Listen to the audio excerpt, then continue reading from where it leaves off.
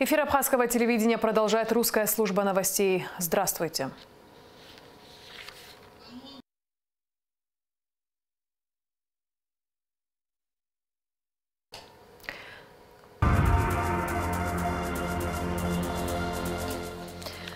В МВД поступил анонимный звонок с сообщением о том, что здание Гарант банка заминировано. На место происшествия сразу же выехали сотрудники МЧС, МВД и СГБ. Центральная избирательная комиссия Абхазии предлагает внести некоторые изменения в выборное законодательство страны. В Абхазии зафиксировано рекордное количество заболевших коронавирусом за сутки. Доктор наук, член Европейского общества инженерного образования Хосе Карлос Лауренцо Куадрадо проведет лекции для абхазских студентов.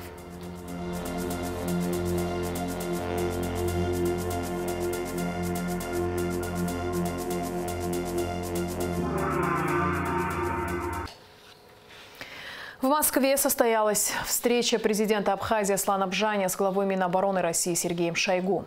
В ходе встречи был обсужден ряд вопросов, касающихся абхазо-российского сотрудничества в сфере обороны и безопасности, а также финансирования расходов на модернизацию вооруженных сил республики.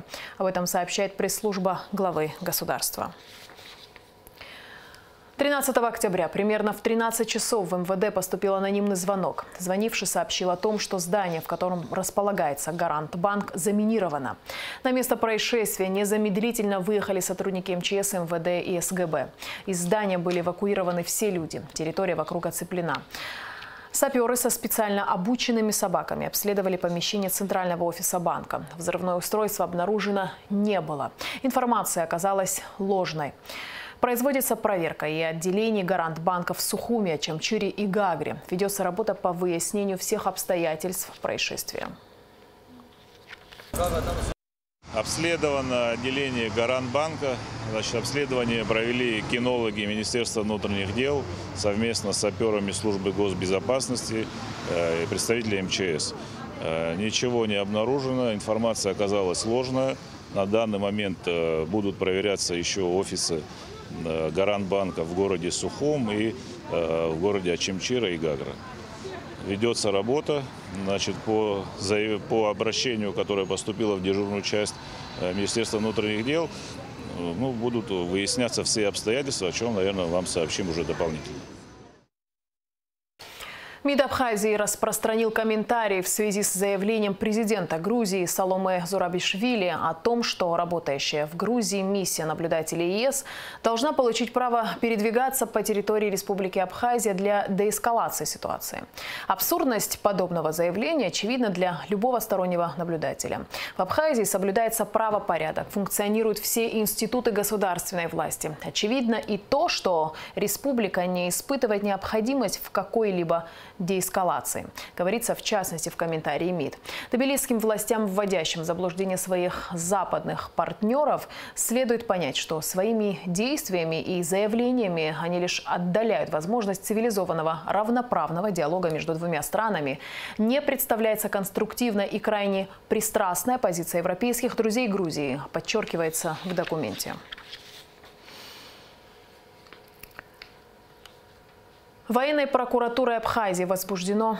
В Верховном суде Абхазии продолжилось рассмотрение дела о тройном убийстве на набережной Махаджиров в Сухуми, которое произошло в ноябре 2019 года. В убийстве Астамура Шамба, Алхаса Авицба и Доминики Акертава, а также в покушении на убийство Рустама Шамба и Шамиля Авицба обвиняются Эрик Чкадо, Беслан Бганба, Аслан Блабба и братья Дату и Демура Халая.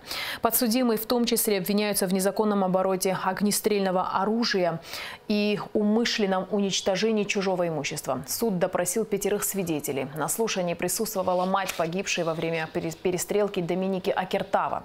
Репортаж с заседания суда смотрите в рубрике «Агамшик Шараяцу» после выпуска новостей. Прокуратура Гагарского района возбудила уголовное дело по факту попытки совершения самоубийства Анри Атейба в изоляторе временного содержания. Дело возбуждено в отношении исполняющего обязанности начальника ИВС и начальника дежурной части УВД по Гагарскому району, сообщается на сайте Генпрокуратуры. Центральная избирательная комиссия Абхазии предлагает внести некоторые изменения в выборное законодательство нашей страны. Соответствующая работа ведется уже несколько лет. Предлагается целый ряд предложений по реформе избирательной системы. Каких именно, расскажет Сима Аргун.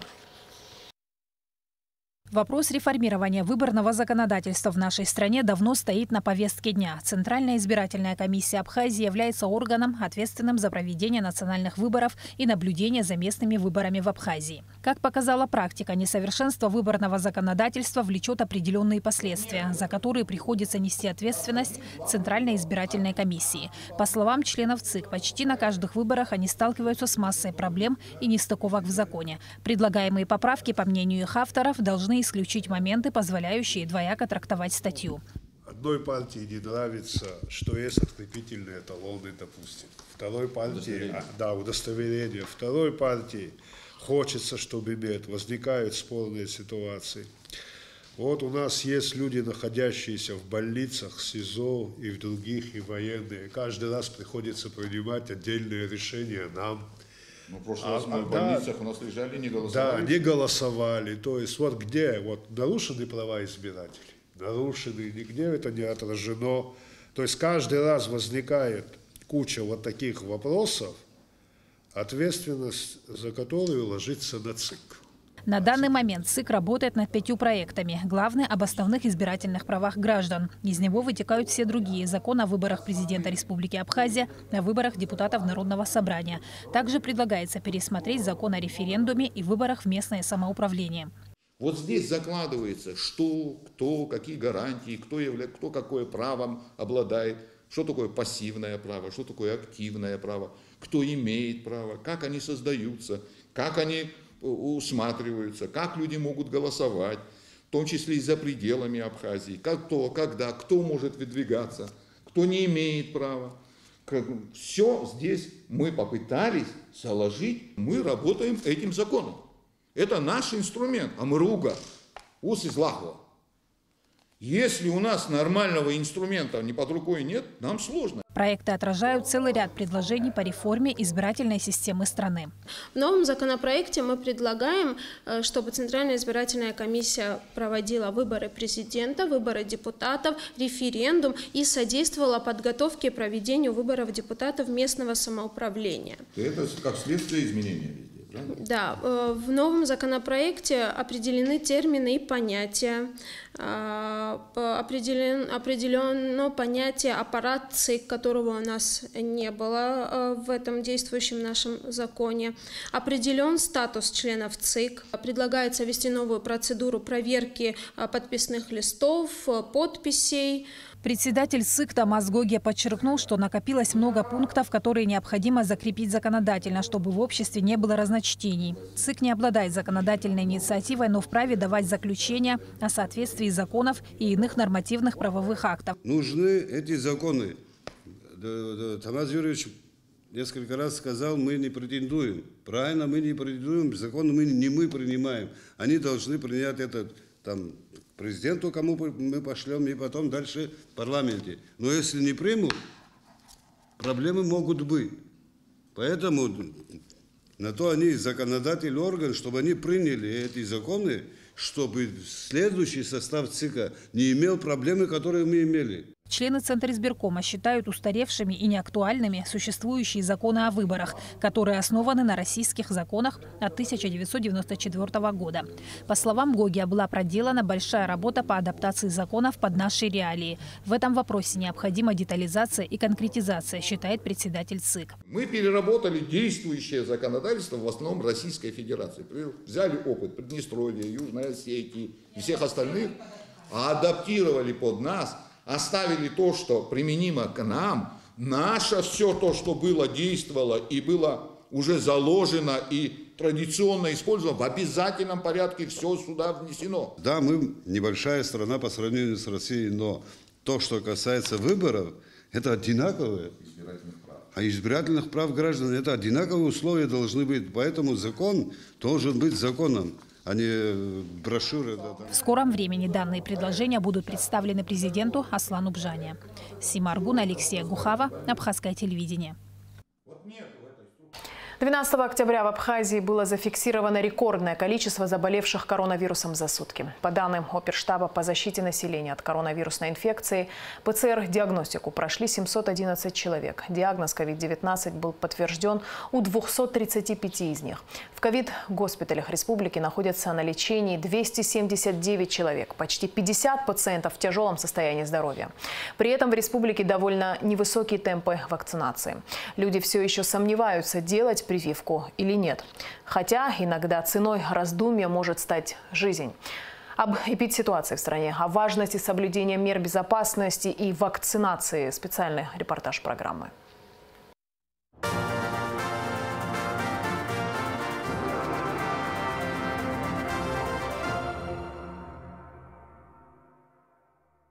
В Абхазии продолжается рост заболеваемости коронавирусной инфекцией. За прошлые сутки в стране выявлено 235 подтвержденных случаев.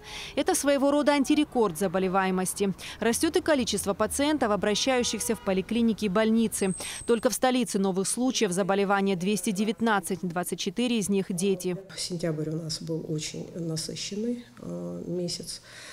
Вот, и начиналось это со школ, как бы дети пошли в школу, а также были намечены много мероприятий, связанных с Днем Победы. Помимо этого у нас еще были митинги разные, также свадьбы, это как бы не отменялось никогда, и, само собой, там похороны и все остальное. Мы все расслабились, перестали соблюдать какие-либо меры безопасности. Социальная дистанция и ношение масок практически забыты. Люди активно, без опасений, общаются друг с другом и собираются в компании. А в это время врачи борются за спасение жизни, безвылазно дежуря в больницах. Ныне действующий штамм Дельта более агрессивный. У него инкубационный период короче, а осложнение наступает быстрее. Госпиталь в Айтаре заполнен. В инфекционной больнице Сухумской мест нет. Идет наполнение Гудаутского госпиталя. Это при том, что реанимация и инфекционный корпус там практически полные были весь период. Согласно научным исследованиям, полный контроль над эпидситуацией в стране возможен только при высоком уровне иммунизации населения. Вакцина – единственный способ избежать заражения или осложненного течения болезни. Большинство вакцин разработаны так, чтобы противостоять нескольким модификациям вируса. Поэтому даже заразившись новым штаммом, привитый человек переносит болезнь легче, чем невакцинированный. Что будет, если этого всего не сделать, то будет потеря 1–2% населения. Уже ни у кого не возникает сомнений в том, что коронавирусная инфекция очень опасна и может коснуться каждого. Многие понимают необходимость вакцинации для защиты своего здоровья и здоровья своих близких. Вторую я вакцину сделал 16 числа июня. Вы сами пришли к этому, да?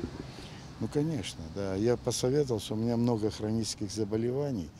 Я посоветовался с врачами своими, они сказали, сделай. Я сам, конечно, хотел тоже. Вот, и сделал. Ваши родные, близкие сделали прививку? Да, они в Москве. Кто переболел, кто сделал, кто вот так все. Вакцинировались, когда, получается, в июне, в июле. В июле в конце у нас была вторая вакцина, а в сентябре мы заболели. Перенесли как? Мы перенесли легко, по типу ОРЗ, ОРВИ, вот так вот. На пару недель дома повалялись, в принципе, неделю так пострадали немного, к тому же можно было выходить, но 2 недели на больничном продержали и все. Так, то есть в больницу не попали? Нет. Я думаю, да, скорее, чем нет. Но я не уверен в своем ответе, потому что этот вопрос не изучен полностью. Но если это как-то обережет ваших близких и родных, то думаю, да. Ну, вы сами будете делать или еще думаете? Ну, мама настояла, так сказать. Однако тех, кто скептически относится к вакцинации, еще предостаточно. Если спутником ВИ население прививалось довольно активно, то вакцинация последних месяцев вялотекущая. Касаемо вакцинации, я, например, категорически против не то, что это от коронавируса непосредственно, а вообще любых прививок. Ну, не знаем, из чего вообще это все делается. Наоборот, какую заразу, как говорится, прививают нам. На мой взгляд, самый лучший вариант, самый лучший выход из всего – это природный иммунитет должен развиваться в любом случае в организме. Я перенес легко, думаю, что вакцина пока не настолько разработана, что она может прям помочь сильно.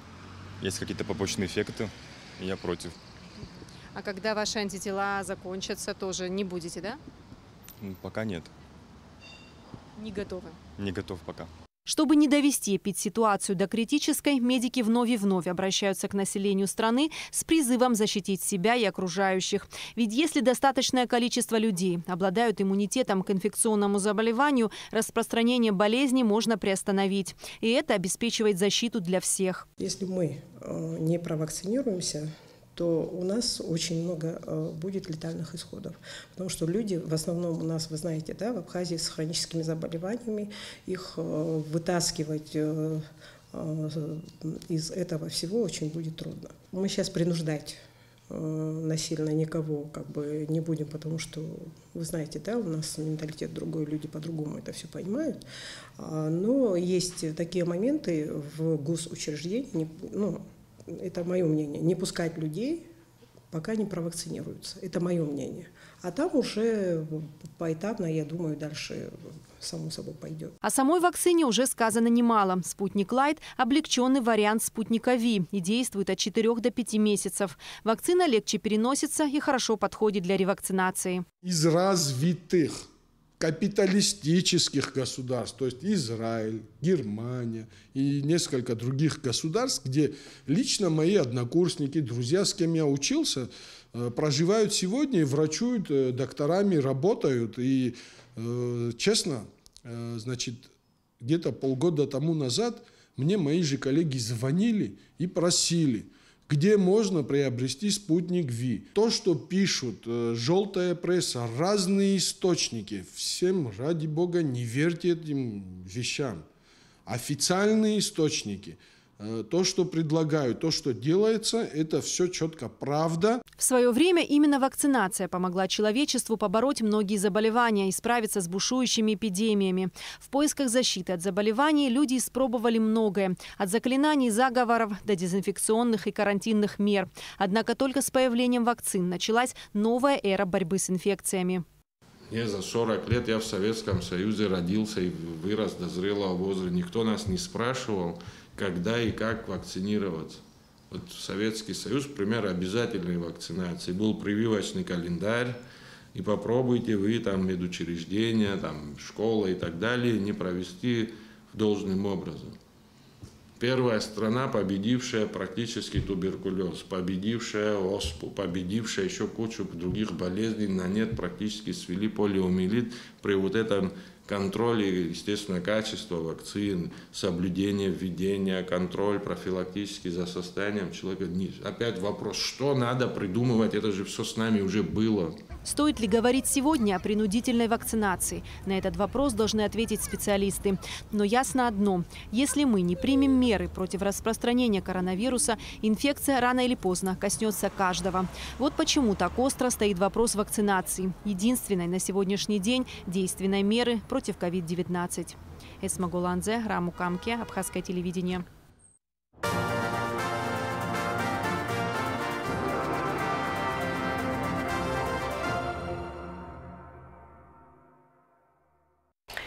Делегация торгово-промышленной палаты Абхазии приняла участие в первом международном молодежном бизнес-форуме, прошедшем в Теберде, сообщает пресс-служба ТПП.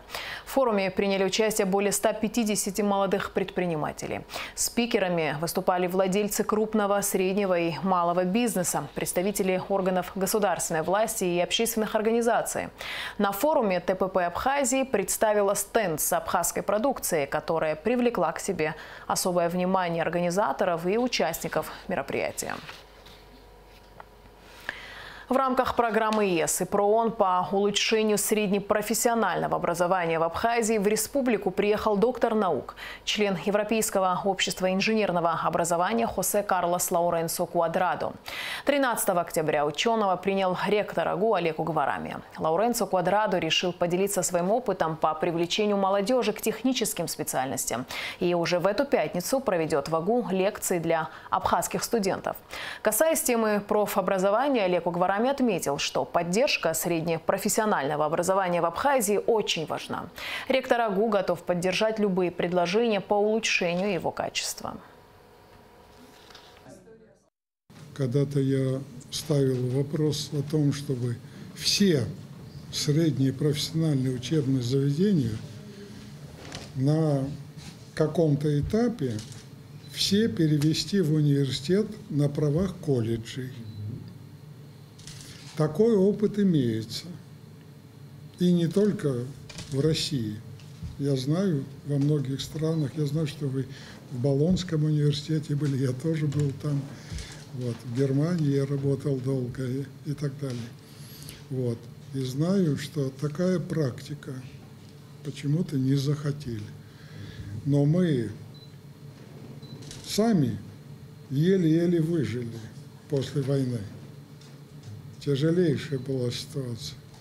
Но сегодня мы входим в Евразийскую ассоциацию университетов, Оксфордский академический союз, с рядом университетов, в том числе и Гумбольдтским университетом, Свободным университетом в Берлине, там, Болгарской академией наук и так далее. И смотря на ситуацию, я понимаю, что вы делаете все, чтобы получить международное признание. И я считаю, что Евросоюз приложил много усилий для этого развития. Международного признания, имейте в виду. Если вы хотите, я могу поговорить более точно о методах развития и международного признания. И мы можем вместе работать над тем, чтобы сделать ваш университет еще лучше. Но кроме того, что я являюсь международным преподавателем, я являюсь представителем Политехнического университета в Порту. Я знаю, что вы мало знаете о Португалии, португальском языке. Я буду очень рад приветствовать вас в Португалии как ректор Абхазского государственного университета. Министерство просвещения и представительство Россотрудничества в Абхазии объявляют об открытии регистрации на квоту 2022-2023 учебного года для абитуриентов, поступающих в российские вузы. Регистрация производится по ссылке, которую вы видите на экранах. Срок регистрации до 1 ноября текущего года. На данном этапе необходимо только зарегистрироваться. Подавать заявку на проверку не нужно. О возможности подачи заявки будет сообщено после получения плана приема с перечнем направлений подготовки и утверждения порядка проведения отборочной кампании 2022-2023 учебного года на заседании Российско-Абхазской рабочей группы. Глава столичной администрации Беслан Найшиба подписала распоряжение о ликвидации управления социального обеспечения Сухума, сообщается на официальном сайте Сухумской администрации. Согласно распоряжению, управление социального обеспечения следует ликвидировать до 31 декабря 2021 года. Для этой цели создается ликвидационная комиссия в составе 10 человек из числа работников администрации. 14 октября в Цандрипше состоится матч 17-го тура 3-го этапа чемпионата Абхазии по футболу сезона 2021 года. Встречаются Цандрипшский Садзе и Сухумский Нарт. Начало матча в 15 часов 10 минут. Напоминаем, что прямую трансляцию всех матчей можно смотреть на канале Абхазского телевидения, в системе «Спорт» и в соцсетях. И в конце выпуска традиционно о погоде.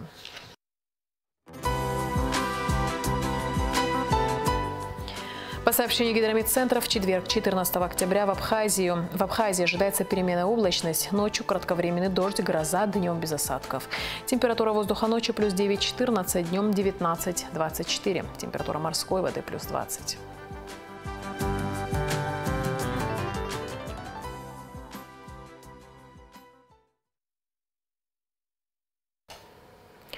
На этом наш выпуск завершен. Всего доброго и до встречи в эфире.